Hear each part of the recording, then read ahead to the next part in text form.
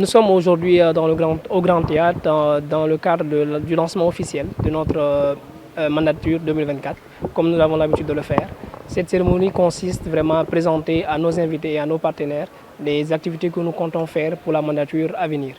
Donc c'est la raison pour laquelle nous sommes là, en couplé avec notre organisation marraine, la Jeune Chambre Dakar numéro 1. Spécialement pour la Jeune Chambre Université Dakar Espoir, la Jeune Chambre internationale Université Dakar Espoir, le thème s'articule autour de l'engagement des jeunes dans la résolution des défis mondiaux.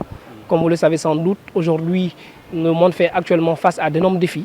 Et en tant que jeunes, nous nous disons que nous ne devons pas rester sur le banc de touche, nous devons nous engager aussi afin de résoudre les difficultés auxquelles notre monde est confronté. Durant cette mandature, nous avons prévu d'organiser diverses activités, dont l'Académie nationale des leaders, une académie au cours de laquelle nous comptons inviter l'ensemble des organisations et associations des jeunes du Sénégal afin de partager avec elles les thématiques diverses qui sont évoquées dans notre plan d'action. Nous avons aussi l'école étudiant entrepreneur qui est un projet qui nous tient à cœur vu que nous sommes des étudiants et universitaires et aujourd'hui nous savons à quel point il est difficile pour nous étudiants de pouvoir survivre à nos besoins au-delà des bourses, des maigres bourses que nous recevons.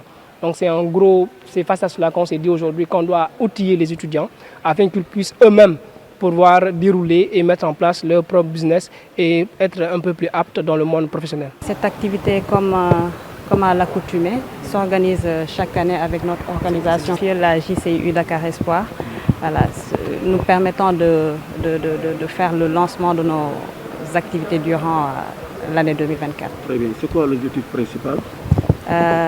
L'objectif visé, bien sûr. Déjà, l'association est une organisation de bénévoles qui a pour but d'impacter positivement notre société et dans l'action humanitaire. Nous avons déjà le projet cancer qui arrive le 2 mars, qui va se dérouler au niveau de Rufisque.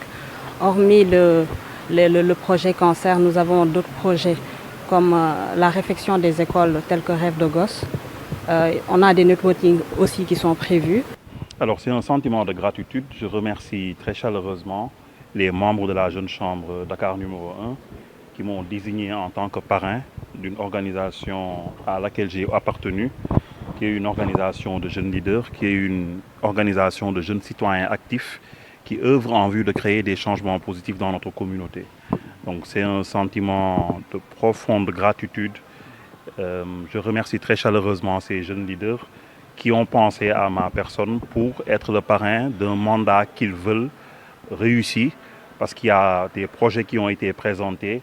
Il y a, je pense, des initiatives qui vont être prises et qui auront certainement un impact durable au niveau de la communauté. Je ne me rappelle pas que dans l'histoire de notre organisation, on ait eu des membres qui ont pris ce risque énorme de prendre les pirogues. Pourquoi ? Parce que simplement, à la Jeune Chambre, on apprend aux jeunes à se construire. Nous comprenons le drame que ces jeunes qui prennent les pirogues vivent. Nous comprenons leurs difficultés qu'ils vivent au quotidien. Et nous comprenons le profond sentiment de désarroi qui peut être à l'origine d'un choix aussi dangereux. Et les membres de la Jeune Chambre sont aujourd'hui un exemple pour les jeunes citoyens sénégalais et au-delà pour les jeunes citoyens d'Afrique. Parce qu'avec très peu de moyens, ils parviennent à faire de grandes choses. Ils parviennent à avoir un impact durable. Ils parviennent à changer le sort de leur communauté. Je le disais tantôt, ils vous ont présenté des projets qui ont un impact certain dans la communauté sénégalaise. Dans les jours à venir, certains vont s'investir dans la lutte contre le cancer du sein et du col de l'utérus. D'autres vont s'investir pour l'Académie des leaders, pour former des jeunes. Donc au jour le jour, ces jeunes citoyens innovent, créent de l'impact et redonnent de l'espoir. Et je pense qu'au-delà de leur impact, leur expérience au niveau de cette organisation les façonne, les formate, leur transmet les soft skills, les compétences humaines qui leur permettent demain de pouvoir, sur le plan professionnel, faire de grandes choses. Et on a beaucoup d'anciens qui sont ici présents, qui sont aujourd'hui devenus des chefs d'entreprise, qui pour beaucoup ont eu des carrières épanouies et c'est une fierté.